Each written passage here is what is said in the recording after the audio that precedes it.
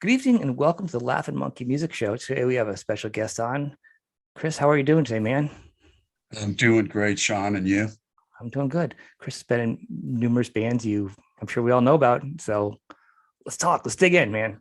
Let's Yeah, do yeah, a little yeah. history to introduce you to the people that may not know you. Right, right. Well, I started out like a lot of people did, just in the basement, man.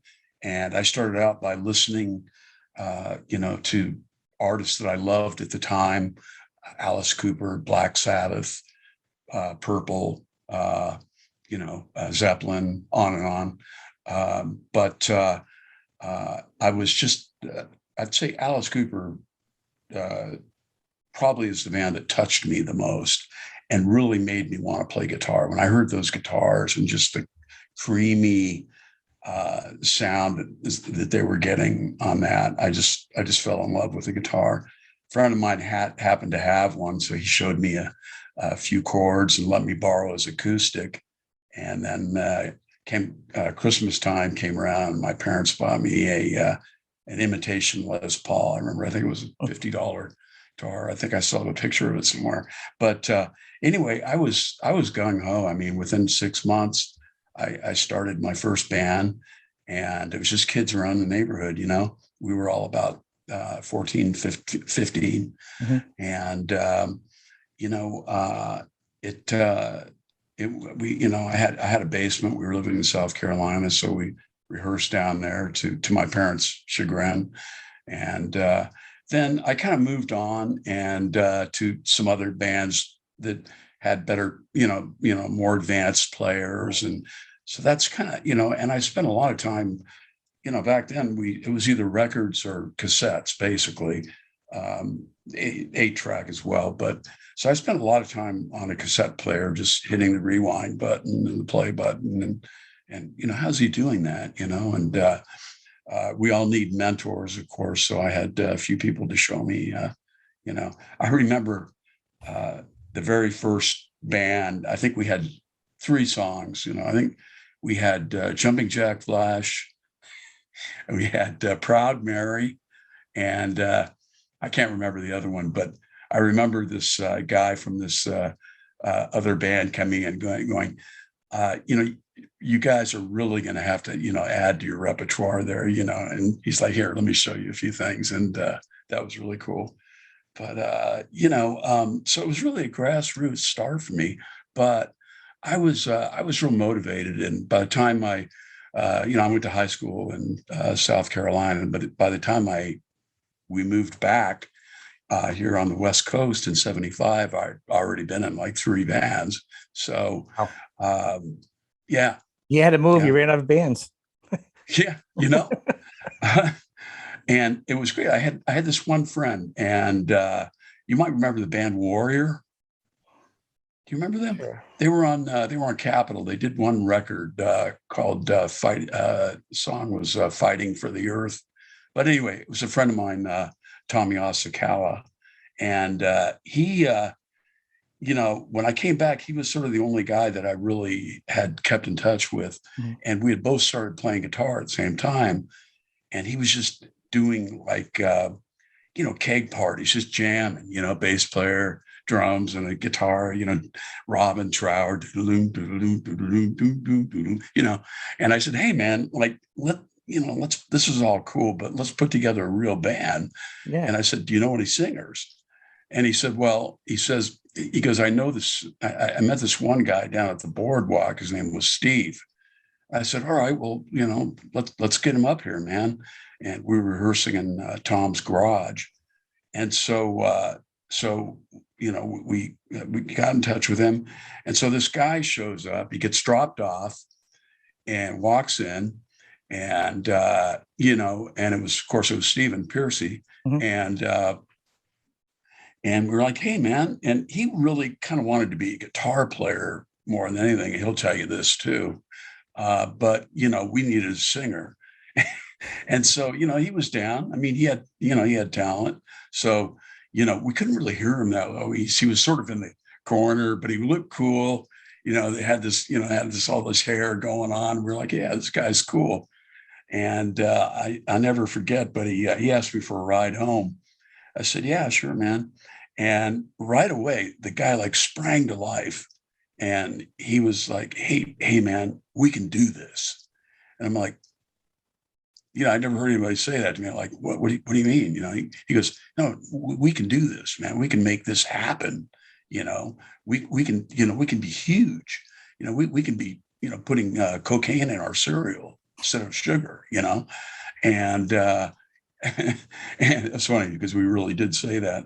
But anyway, we became fast friends, and Stephen and I. And so we played with our other friends for a bit, and then we broke off.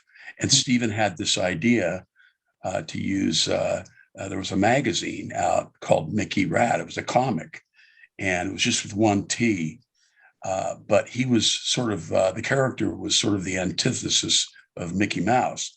So he was like this boozing, dope smoking, chick fucking, guy. I'm assuming it's okay to use this language. Yeah, it's fine. It's okay. Okay. No. All right. Yeah. Just telling. I'm good with being censored. So we just added another T on there, sort of for, copyright purposes and so on. And we became Mickey Ratt. And it was kind of funny because it sort of reflected our lifestyle in a way too. And, Stephen had really cool ideas for, different clothing. And, I remember going to, thrift shops and just finding these cool, odd coats. I mean, I remember one night we went out and played, and we were dressed up in these surgery outfits, right? Like we were, kind of rock surgeon guys, we just, they were like, I don't know, a few bucks or something. We picked them up just to do something different, And so we did pretty well on the San Diego circuit. We started playing all the places you could play down there, which weren't really that many. What was this, 76, 77? Yeah, this is starting. Mickey Ratt was about late 77. Okay. So we played down there, and by around 79, we had played most of the, cool places to play down there. And Stephen said, hey, listen, we got to go up to LA. And, I don't think I'd ever been to LA. But he had lived up there as a kid. He went to school up there, and his mom had moved him down to San Diego. So he kind of knew it. And it took him a while to convince me, but what did it was Van Halen.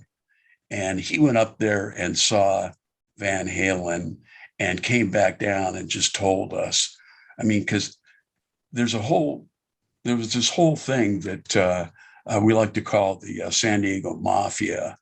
And that was, and it's a bunch of guys that were from San Diego that moved up to LA and all kind of did something.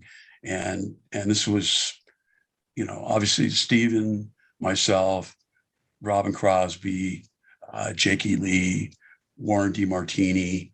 I'm leaving out a few guys. There were more. And it's funny, Grover Jackson actually dubbed us the San Diego Mafia. But Stephen and I made, after seeing them and meeting them, he was like crazy. He's like, we got to get up there. And so I said, all right, let's go. So January 1st of 1980, we packed everything we had into a car and a little pickup truck, and moved into a friend of his mother's garage that was sort of fixed up into a room. Yeah. And that was sort of, Ratt, Mickey Ratt / Ratt headquarters. And it was, like we slept in there, we had our gear in there, we partied in there, we did everything in there. And it was pretty crazy, but pretty cool. You guys stay in the garage though. I could imagine that. Yeah. Having that many kids in my garage. I mean, we had the set list up on the wall, right? Up until a few years ago, it was still there. And I think Steven went recently and visited that place. It was down in Culver City, which is just down just south of LA here.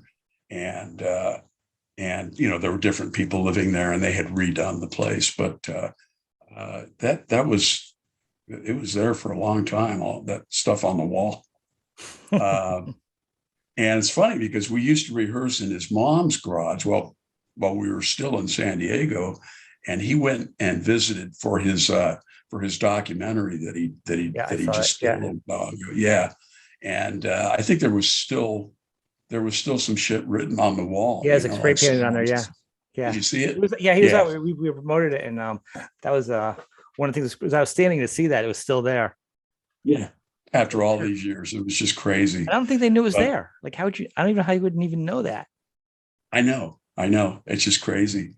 I guess they just didn't realize what it was. Just whatever. It's a garage, right? I know, but it was sprayed on the wall, and I guess her husband was a huge Ratt fan, so also to find out that. Right. Crazy funny. That was the deal. Anyway. When we got up there, we got this. We talked to this promoter because we wanted to get gigs, and when we arrived, it was sort of the new wave thing was still going on. So it was the skinny ties, and the jangly Strat guitars, and the whole new wave thing, which was okay, but it wasn't what we wanted to do, and. I think, and Van Halen was the only, real heavy band, but of course by then they were huge. Right. They were gone, man. They were just, out touring the world. 79, 80, they were. Yeah, second album, aiming towards their third album by then. Oh yeah. So, but I'll tell you, I think so. Anyway, this guy tells us, hey. You gotta cut your hair and all this shit. And we were like, fuck you, man. We don't want to do that. So we went and kind of sort of did it, just a sort of half-hearted little snip here and there. And, we started playing all the clubs at the time, and we graduated to the Strip, and we were playing a club called Gazzari's, which I'm sure you probably remember. Yep. And we became sort of the house band there. I mean, we graduated to the big stage there, and we played there every weekend. And it was, and by this time, the whole Strip thing was coming alive. And I'll tell you what did it. And that was Motley. And I remember the first night they played the Whiskey. And it's like they came out there and they were just, dressed to the T's, fucking hair up to here. And it just, everybody was like, fuck, I mean, it took some balls to do that because nobody was doing that. They were the first guys to really, I mean, obviously it had been done, in the glam earlier in the 70s. Mickey said that was an influence, but Sweet or and Slade, maybe Raspberries. I mean, right. Those were all. But but nobody was doing it at the time, and they ignited, in my opinion, they ignited the scene, and before you knew it, everybody started wanting to look like and play like Motley Crue and be like Motley Crue, and. So we used to hang out with them, and we, of course, they had that legendary apartment. There on Clark Street. Sounds so gross. It sounds so gross to me. It was. We had gross apartments in college. And I just imagine that would be a billion times worse. I'm like, oh, I don't see this glamorous. It was, but it was, Netflix show. At that. I mean, we're like, what 20, 22, 23-year-old kids. We didn't give a shit. It was just a blast. Anyway, what wound up happening is Stephen and I sort of had a difference of opinion of musically. And I wanted to we were doing some stuff. Steven did most of the writing. I hadn't really developed my writing skills yet. Mm-hmm. And it's not that any of it was bad or anything, but I kind of wanted to do something a little more melodic. And so I had a singer in mind that just happened to have left his band. We were playing with the Gazaris. So we sort of immediately got together, and that's when we started writing together. That's when I sort of came alive. And but the cool thing was that Steven and I stayed great friends. It didn't affect our friendship at all. The guitar? So it was two guitar players at the time, right? Who was the other one? In Mickey Ratt? Yeah, who else was Mickey Ratt at the time you were there in the lineup? Well, it was we just changed it to Ratt. We just dropped the Mickey by the time. Like I know Jake was there, and I know So Jake. So it was just me on guitar. Okay. And then Jake came in next, and then it was a whole what do you call it, musical chairs sort of musicians that came in and played guitar and bass.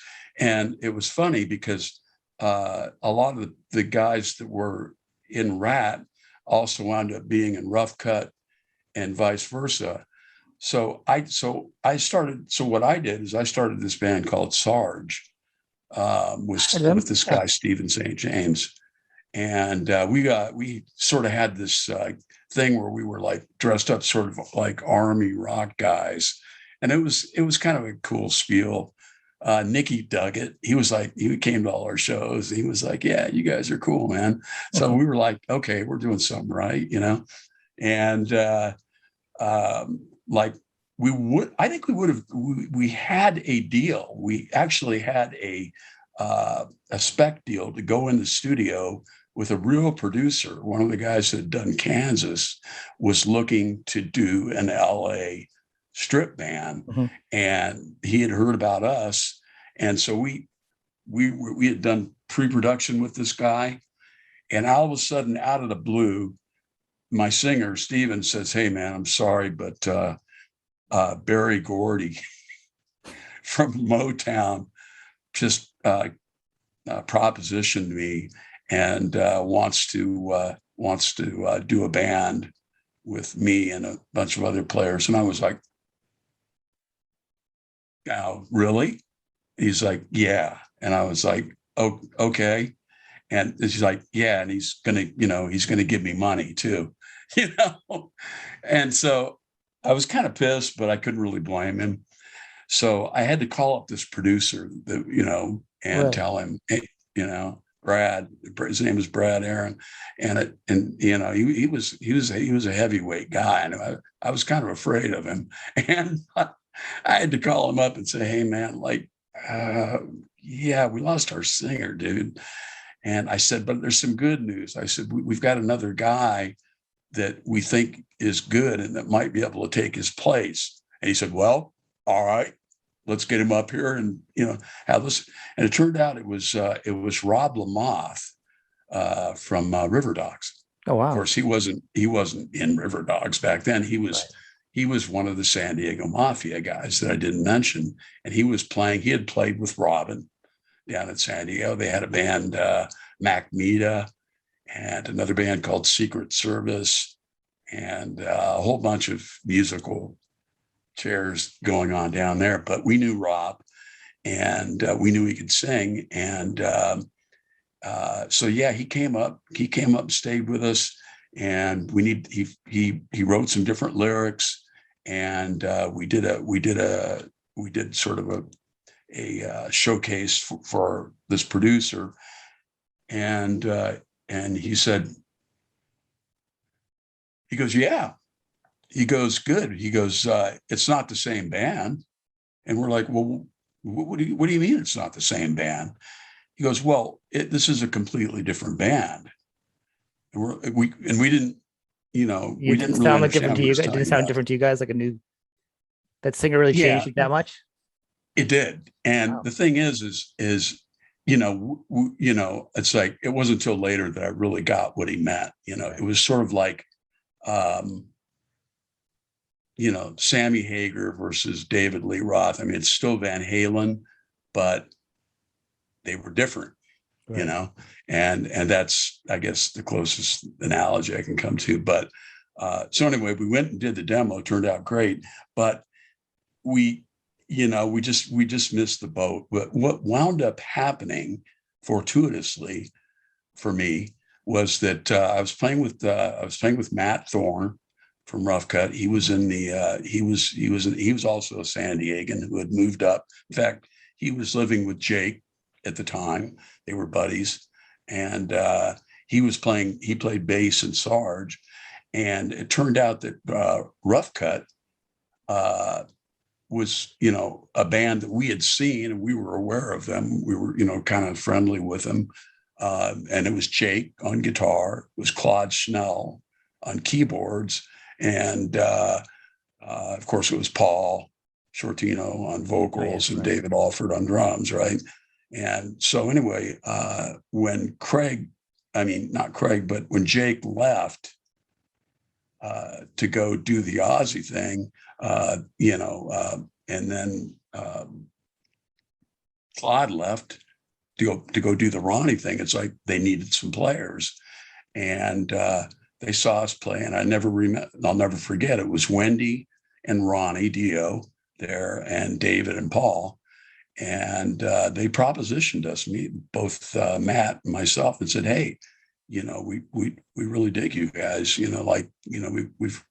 We've got this thing going." And it happened that they had just happened to have Ronnie and Wendy Dio behind them, and I remember getting together and having a meeting, and of course, meeting Ronnie, it was like so cool. Anybody's young guy's dream come true, and he was just the nicest guy you can imagine, and very complimentary. I don't think anybody's ever said anything bad about him ever. Like, nah. He's been perfect. Yeah, he's the epitome of a guy with uber amount of talent, but was also just a great person as well, and treated everybody equally. But he wasn't afraid to tell you his mind either. Right. And, we'd be in the studio, and if he heard something he didn't like, he'd say, "Okay, hey, let's try something else here, guys." And, but that's what you need, when you're a young band.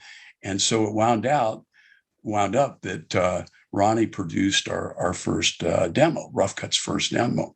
And actually it was the second. They had done one with Craig and Jake and Claude. It was a couple songs. I can't remember if Ronnie produced it or not, but it was the first Rough Cutt line. It was the closest thing to the lineup that became Rough Cutt. And so we went, and what was funny, what was interesting is Ronnie was just finishing up Holy Diver in Sound City. And so he invited us down to the studio to listen to, they were just finishing the mixes, right? And so we went down there, and of course I'd never been in a studio like Sound City at the time. That time, not quite that caliber. And, just walking down the hall, and there's just gold and platinum records just all the way down the hall. Everybody was there. It's like, oh, yeah. I mean, everybody, Tom Petty, Fleetwood Mac, everybody. And it was like, holy shit. And the room was huge. And so we went in there, and he played us the tracks, and it just blew us away, man. And, it was like we were just looking at each other going, what the fuck? And it was like, it just sounded great. And it was, I remember just thinking, God damn, what a privilege this is, And so what happened is, he pulled their stuff out of there, and he booked a couple of extra days for us to come in. Wow, that's pretty straight up cool. Yeah. And so we did this demo, and we did two tracks, Try a Little Harder and Queen of Seduction, and they were pretty heavy tracks. Mm-hmm. And they were, I think they were, partially instrumental in getting us signed. And it was just a really amazing experience. And so basically it, with Wendy behind us as our manager, and Ronnie in the background, it took about 9 months for us to get signed. And I remember the day we got signed to Warner Brothers, and this was 84. And that's one of those days you just will never forget. And of course we all thought we were going to be fucking huge and so on. And I remember Ted Templeman giving us a tour of Warner Brothers, the studios over there, and showing us all the memorabilia and all the Van Halen stuff, and talking to us and telling us about Dave and all his antics and shit. And I remember the day that Quiet Riot got signed. We were hanging out down at the Troubadour, and I think it was Carlos and maybe Frankie. I think it was those two came down, and it's like, man, we got signed. And we were like, holy shit, that's fucking great. And it was. And that was after you guys had gotten signed? What's that? Was it after you guys had gotten signed already? I can't remember. I think they had gotten signed a little bit before us. Well, I know they were in the scene too when Mickey Ratt early in the late 70s, they were doing their thing. Their own version. They were. They've been hustling in the 70s too. They went through the same musical, chair sort of thing, right? With Kevin and, Randy and the whole 9 yards. And then it was Dubrow, and it was, all this, I forget all the specifics of it, but it's just stuff you don't forget, right? So anyway, we basically we went in and we waited. One of the problems with Rough Cutt was our timing was bad because Ted wanted to produce us and we wanted him to produce us, right? But he was busy with Van Halen, and then Dave had just gone out. Roth had just gone and done the solo record, and Ted was producing that as well. So he was busy. So we waited almost a year, and that's not a good thing to do. When you get signed, you need to jump on it and go. And I mean, we had a $400,000 deal, and it was fucking unheard of now, and we guaranteed 2-record deal, and with their option to pick us up again. And anyway, so finally we realized it wasn't going to happen. So we started going, okay, who else do we want to produce this? And we were listening to all these different producers, and we were big Judas Priest fans, right? And so it turned out that Tom Allen, who had done all the Priest albums, or most of them, up to the time, I think the last one he had done right before that was Defenders of the Faith, which is one of my favorite Priest records of all time. And it turned out that he was free, and we said, hey, Wendy, can you get a hold of Tom Allen? And it turns out, he came down and listened to us and said, yeah, I'll do it. I'm ready. Let's go. So we did the record in the record plant, which was another amazing experience. I mean, we were in the room that, where Heaven and Hell was cut, and it's just, it's like, what? And, so we did the record, and first thing we did was we hopped on tour. And we had done a lot of things. I mean, we before we even got signed, Wendy had brought us over to England and had us do, what was that famous club over there? I can't remember the name of it now. But we did this club, and we did a couple of other dates, and came back, and then we did this other thing called Rock Palace. I don't know if you remember that or not. But sounds familiar. Yeah, it was shot. It was a TV show that was shot at the Palace right here in Hollywood, and it was a pretty big deal, and it was almost unheard of for an unsigned band, but she had a lot of pull, so we got to do that. And then, you know, once we did get the deal and made the record, the first thing we did was hopped on a bus and went out on tour with Ronnie Dio. Wow. And started playing arenas, man. That's crazy. It is. It was, you know. And I mean, we were playing places that, you know, that I'd heard of, or like a dream of, you know. I mean, you know, the Omni in Atlanta, you know, the Spectrum, you know, the Forum here in LA, you know, the Sports Arena down in San Diego, to name a few. And you know, these huge places. And you know, it was just a mind-blowing experience. And this was 85, yeah, into 86. And then this was the Sacred Heart tour that Ronnie was did, where he had the dragon and all that stuff out on stage.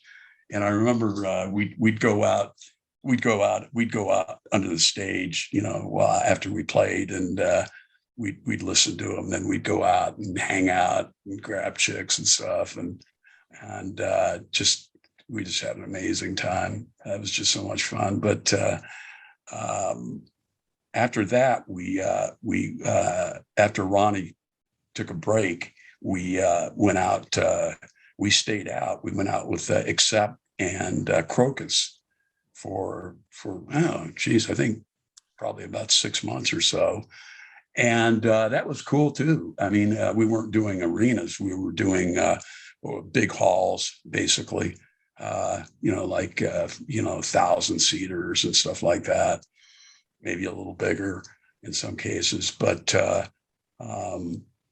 that was a hell of a lot of fun. And you know, and then we came back and we backed up with Ronnie for a while, and then we went to Europe, and we did, of course, we did most of the cities in England. You know, I remember doing Manchester, of course, London, and I think we did maybe 2 or 3 other cities over there. We did Denmark. We did. I did a couple cities in Germany, and then we went to Japan, and we did this thing called Rock Fest.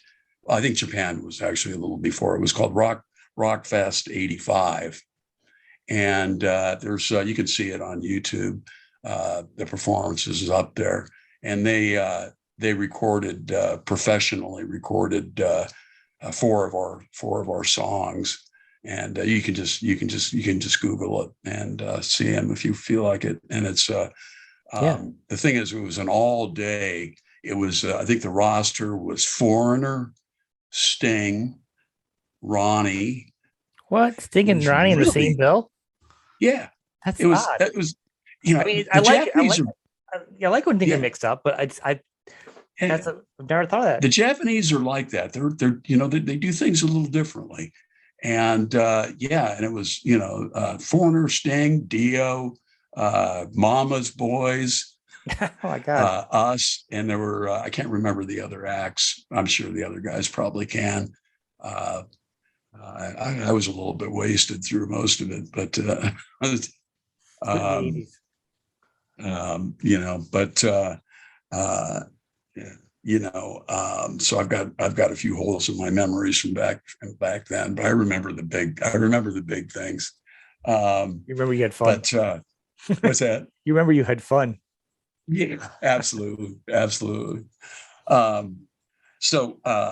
So anyway, this was a all day long concert that went into the evening, and I remember we went on at there were I think at one point there were 50,000 people out there. It was an outdoor, and it started raining, and we went on at 4 a.m. What? And it was raining off and on. When we first took to the stage, it wasn't raining. And about halfway through, it started sprinkling and it started raining. Of course, we had our hairspray and our hair was all up and we're thinking, this is it, man. I'm gonna get fucking electrocuted out here, man. Right. I mean, that was a very real concern, I think. But we didn't, obviously. And that was a lot of fun. Japan was it was like a Michael Jackson experience for us. Amazing. And I think amazing to imagine people are still watching any band at 4:00 in the morning when it's raining out. I don't think there's a band. I'd be like, you know what? I love this band, but it's 4:00 in the morning. It's raining. I know, right? But that's sort of the kind of people they are. It's a long day. They're very loyal. Very loyal. I mean, Japan and Germany has really kept the metal going. Yeah. When we played with Accept, of course they were all German, and we sort of got introduced to that aspect of things, and it was a kind of a whole sort of a different thing. They made a lot of fun of us. They called us the California hippies. Well, wasn't it? Krautrock back then. Wasn't it labeled Krautrock? The German scene was. No, it was. Yeah. Of course, we wouldn't say that to their face, but I can't say they were exactly nice to us. But one of the guys, Peter Baltes, the bassist, was a super cool guy, and he used to come back, and he knew some English. He was pretty good, and he'd come back and hang out with us, and talk and hang out after the gig. The rest of them were pretty standoffish, but I don't think they liked each other either, though. So I wouldn't take it personal. I don't think. Yeah. I don't think what I mean. I think you're dead right. I think it was less about you guys and just the world. Yeah. They had this female manager that was you could see the whip hanging out of her purse, right? Yeah. It was funny. But we didn't care. But I think the last night of the tour, we kind of all, everybody kind of just, fun. Yeah. It was kind of like that with Crocus too. It was like the last night of the tour. They were finally, like, hey, okay, you guys are all right. Was Crocus the headline? Because they were probably the biggest with albums, probably, right? They were. Yeah, they had just released that record. Ballroom Blitz, Long Stick, and they did another big Midnight Dynamite. Yeah. And it's funny because Tom had produced them as well. Had produced that record as well, Alan, and he done a lot of stuff, man. He engineered the first Black Sabbath record. This guy has done a lot of stuff. He also engineered the first Def Leppard record as well before he became a producer. And so basically we came back, we did the second record, and we did that with Jack Douglas. And Jack, I don't know if you're familiar with him, but he produced the likes of John Lennon. He did all the Aerosmith records. Like Jack did Toys in the Attic and Rocks and all your favorite Aerosmith records, or at least all my favorite Aerosmith records. They're mine. Right. And in fact, he and his producer and he and his engineer were a team. Jay Messina was the engineer. Great guy, and excellent engineer. And the same with Tom, with Mark Dodson was the engineer. They were a team as well. And but they had a whole different take. So what we did was our first record was kind of heavy, and we thought, well, and I think this was a mistake. We went a little bit more commercial, and we thought, maybe we should do that. The first record, it did, maybe 125,000, and it's not enough. It wasn't enough. But they picked us up, and they picked up the option. We did the second record, and we toured that record, and I think all told, we did about 250,000 and worldwide. And the problem was that we never really had a real bona fide hit. Mm-hmm. So we had a great underground following, a lot of fans, because we toured so much. And I mean, to this day, it's like I get people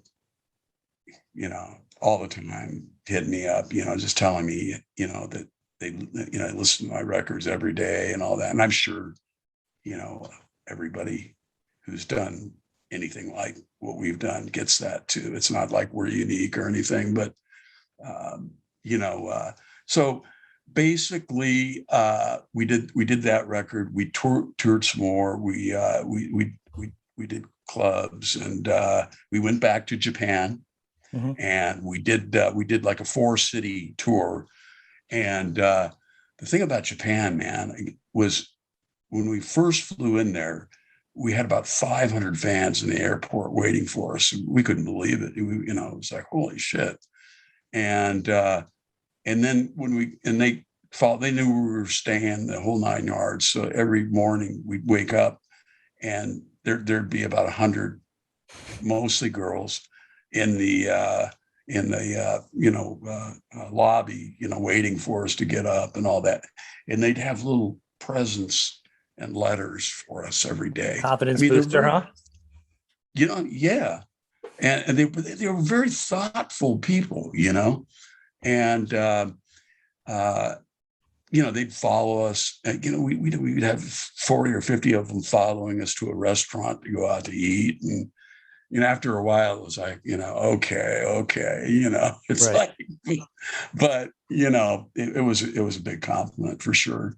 So the second time we went over there, we did these halls, and I'm sure I know a lot of other bands have done them. They're about like 800 seaters, and we did Osaka, we did Nagoya, of course we did Tokyo, and I think I can't remember the other city, but it was funny because the concerts would start at about 6:30. And, like we were used to going on, of course, much later. Yeah. Usually. Now 6:30, at our age now, 6:30 sounds fantastic. I can rock and be in bed by 8. This is the best. Totally, man. But back then, I mean, that is early. Yeah. I agree, man. 11:30 concerts are a kick in the ass, man, at this point. But yeah, it's like so. But the funny thing was, you would play a song, and they would stand up.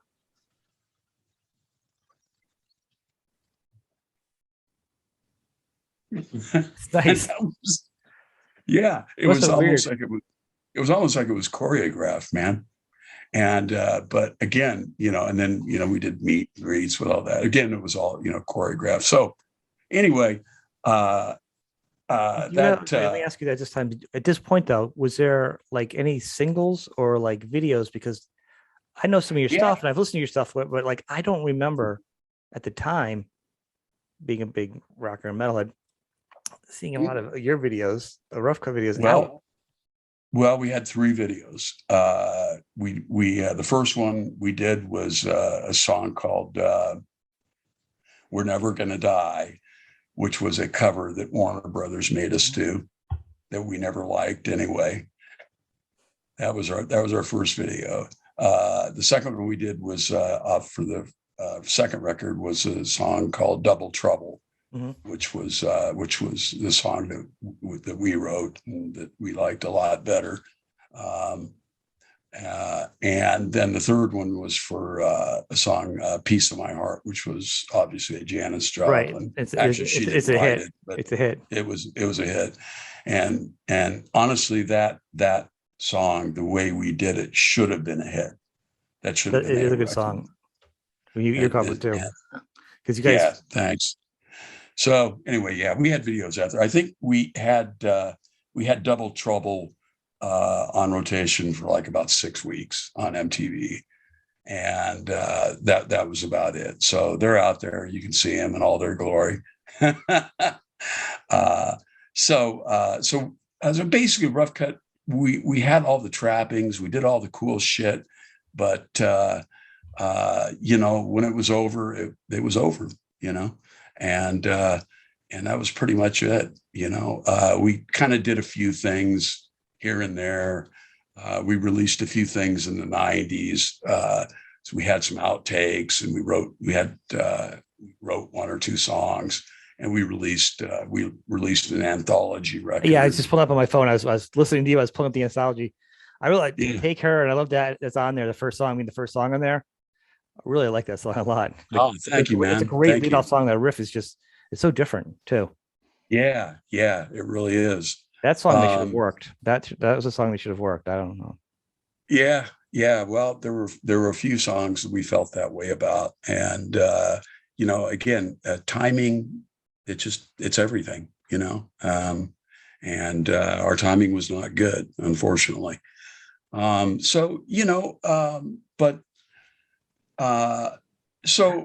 You guys got a lot in, though. You guys got a lot in. If you think about all the bands that were lucky, per se, once the 90s hit, they imploded too. Like, it really seems like you got a lot in that a lot of bands didn't even get before you guys. We really did, and it was a lot of fun. It was a lot of fun, and Steven and I hung out a lot. Of course, he had the big bucks, and he had the mansion up in the hills and the Porsches and all that stuff. And it was funny because he'd be out on tour, and I'd pull into he'd let me stay at his place, right? And then he'd come home, and we'd party together, and then I would go out, and that was going on for a couple of years, and we'd come back, and I remember when they came back off their first tour, the Out of the Cellar tour. They were out for like a year and a half, and that's when we were at the record plant recording the first record with Tom. And so he calls me up. He goes, "Hey man, I'm in town." I'm like, "Cool, man." I'm like, where are you? He goes, "I'm just here in Hollywood." He goes, "Where are you?" I said, "Well, I'm down here at the record plant." He goes, "Cool, I'm going to come by." I'm all, "Right on, man." So he comes by, and it's like, there he is. And it's like, I hadn't seen him since he'd gone out. And, now he was this fucking huge star. And he goes, "Come on out, man. I want to show you this." And he came out, he showed me his car, and he had always wanted a Porsche. He came out, and he had gotten this 944, and he took me for a ride. And I remember it was pouring rain, and it's just another one of those things that you just don't forget. And but we had a blast. We had a blast. We definitely overdid it, and he and I also did some stuff together in the early 90s that we did he had me build up a studio in his back. He had a garage that we outfitted into a studio. Mm-hmm. And we were recording. He started a label, and we were recording demos. Top Fuel, right? Yeah. And we started doing demos, but we also wrote several songs for ourselves, which he released. Were just really raw demos, man. I mean, I'm talking, a drum machine with me on guitar and him, and him singing and me playing bass, and that was it, actually some of the songs are pretty cool. And we talked about redoing a few of those. The real way, the right way. And so that may happen, but who knows? But so yeah, we off and on, we just did stuff and hung out. And then, I didn't see him. Then I didn't see him for years, and what happened is around 93, I was living over at his, he'd gotten rid of the place up in the hills and sort of scaled down a little bit. and he bought this place in Studio City, and that's where the studio was. And I was living with him at the time, but it just seemed to me like, grunge had, taken over at that time, and everything was, I think everybody, all of us 80s guys were just kind of bummed. Yeah. In a way, just to certain degrees, So this friend of mine, do you remember the band? Of course, you know the band Black and Blue. Oh yeah. And I was, and I was real good friends with Jeff Whoop Warner, one of the guitar players, and he had bought a studio up there in Portland. That's where they were from, Portland, Oregon. And he has said, "Hey, man, I need you to come up and help me run this studio." And by this time, I think I was just kind of burnt out on LA, and I told Stephen, "Hey, man, I'm in a job," and he's like, "Yeah, that's cool," and so I went up there and drove up there, just everything I had, just packed in a little car, and lived in the studio. For first, I helped him set the place up, and we recorded a lot of bands, did a lot of demos up there, and I was up there for about 4 years, and that's when I got into computers, and that's when computers were just starting to be viable, right, to make music on, and so I wanted to, I've always been a bit of a geek. From day one, even as a kid, I was like that. And I was really into electronics. And I was, especially, when it came to, guitars and stuff, both Amir and I had a lot of, had a lot of gear and stuff that we experimented with. And we were both gearheads. So I was really into it. And what happened was, I started a couple of people. I got into computers. I taught myself computers. Basically, I took them apart and kind of figured out how they, went together. And it wasn't really that hard, and to put them together and put it on an operating system and all that. And so I remember somebody asked me, "Hey, can you fix my computer?" And I said, "Yeah," And then before I knew it, people were asking me to fix their computers, and I started charging them for it. And I realized that I could make more money working on people's computer than I could in music at the time.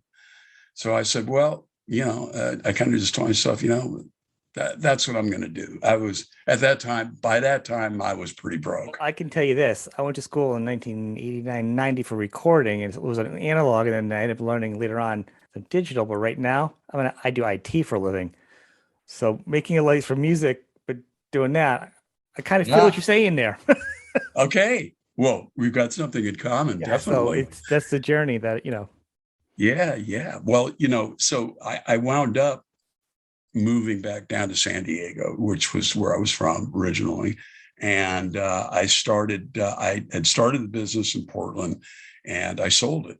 Actually sold that business. And I came down to San Diego, and I started a new business. And I was fortunate enough to meet this doctor who needed help with his systems. And before you know it, I had all these doctors calling me up. Medical IT. Oh my God, that's even the bigger asking bucks. me if I could fix their networks for them. And before you knew it, I had a pretty good little business going, and I had to start hiring people, and we were installing networks and maintaining them, and of course we were running. I think when we started, we were still running Windows NT, right? It's a server, and I did that. I did that for almost 15 years, and I sort of did music in between. It's Right. like I would go for months without even picking up a guitar. I think I went almost a year one time, but I would do projects off and on, and somebody would ask me, and I'd get together and do something. But so then around maybe around 2010, I really started getting that itch again. And there was some local band in San Diego. This guy I had met and asked me, yeah, he knew me from Rough Cut, and he asked me, oh, I met him. I met him at this car. I went in to buy a car, and he goes, Chris Hager, Rough Cut. And I went, yeah. He That'd goes, be pretty cool, hey, especially as you get older. You're like, yeah. yeah, and so we became friends. And he goes, hey, I've got this band, and I'm like, yeah, who doesn't, right? Yeah. And I said, oh, okay. He goes, yeah, man. And so he played me some stuff, and I said, hey, that's not bad, actually. So I actually produced their demo for them, and that really kind of lit the fuse for me. And I was like, okay, And then I started. I went and bought some recording gear and started fooling around again. I was like, yeah, I want to do this. So what I wound up doing, to make a long story short, is I sold the business. I sort of ratcheted down. I sold it. I got a real good deal on it, and I got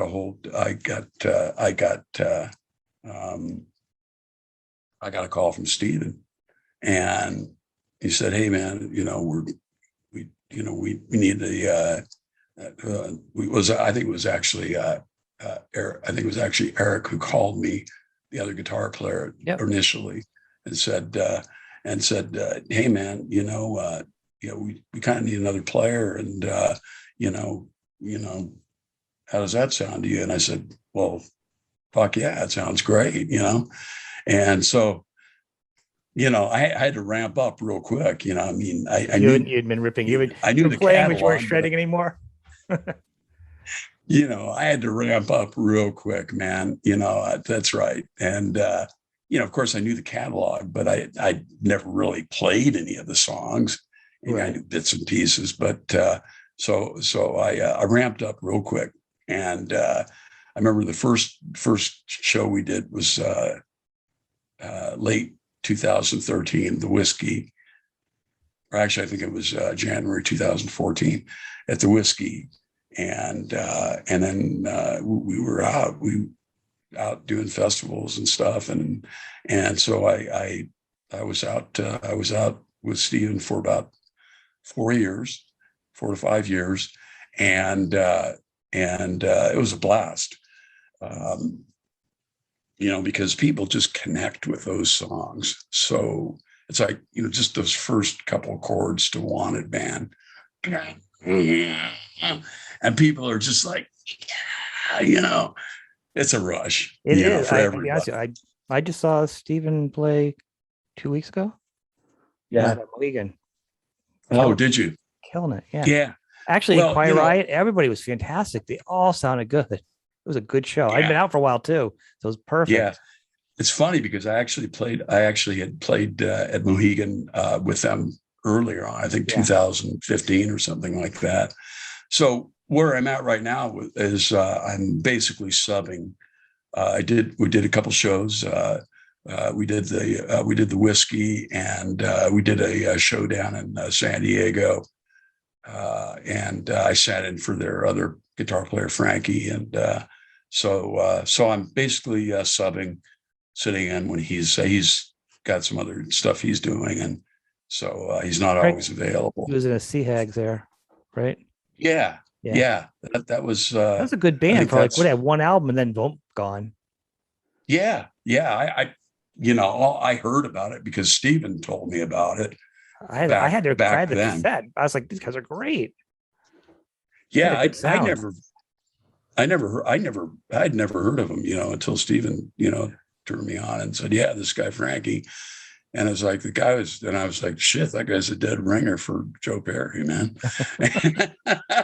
Well, I'm gonna say one thing with Steven is it's like going to it's like a badge of honor because there's no one who's been around Steven who's been a shoddy musician, you know what I mean? and in what he calls the rat bastards. You got, it's like family for life. People come in and out whenever they want.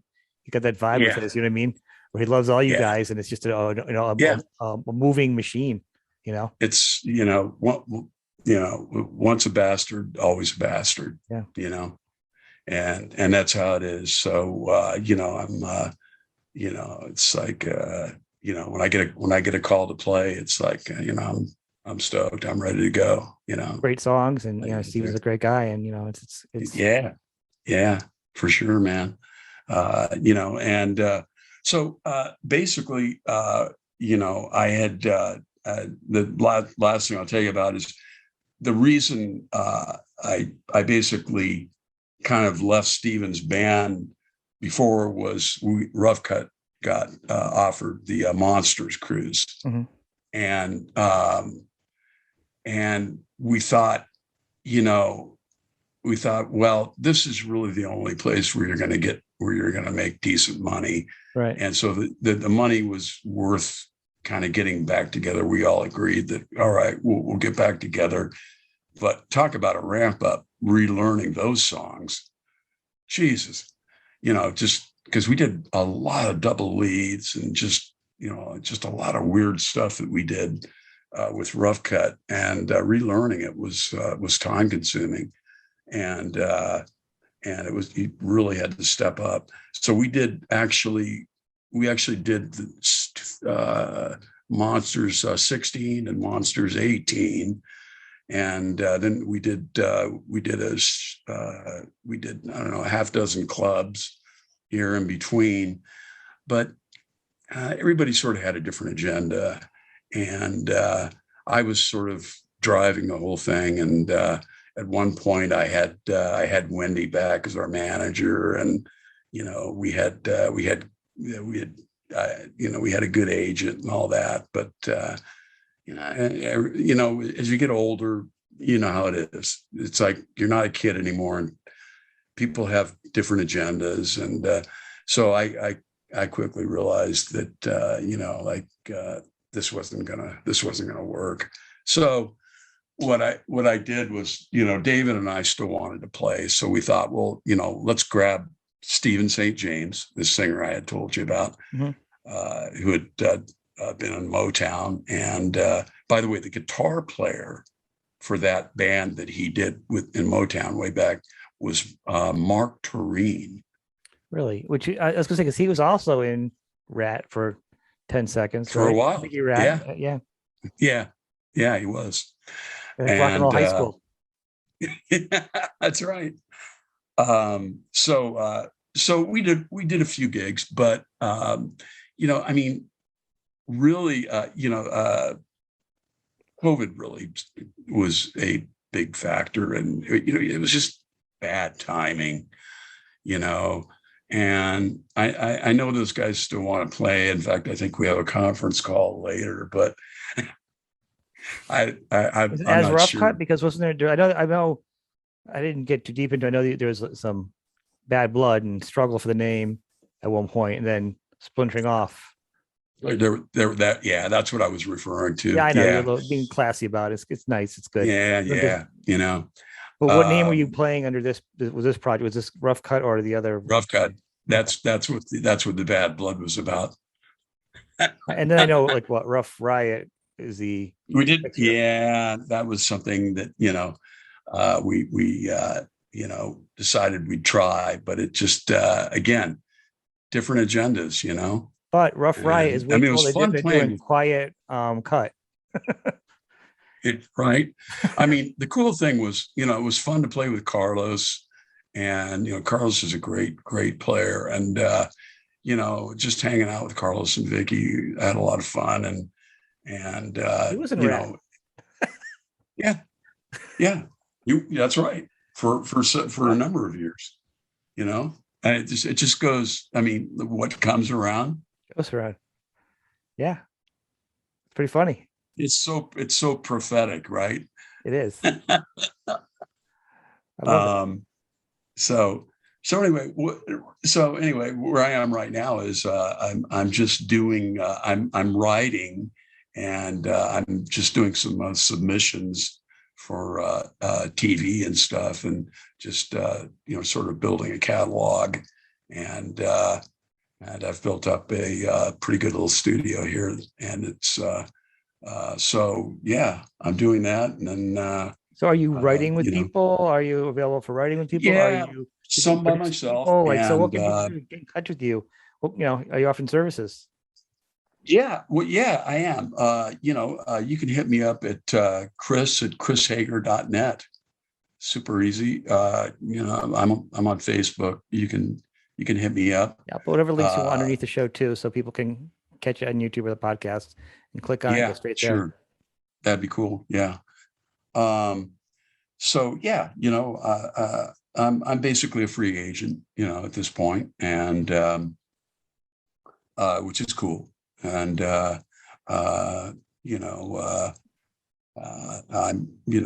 I'm open to going out and playing if somebody needs another guitar player or whatever. It's kind of very cool, actually. I'm sure you'll be going out with the Kind Rat of Bastards too. There's a lot of gigs they have. I'm sure there'll be some for you. they do, and I hope to do some of those shows they have coming up, and they'll call me when they need me, so that's cool. And so I'll give them precedence over anything else I'm doing. So Yeah. so yeah.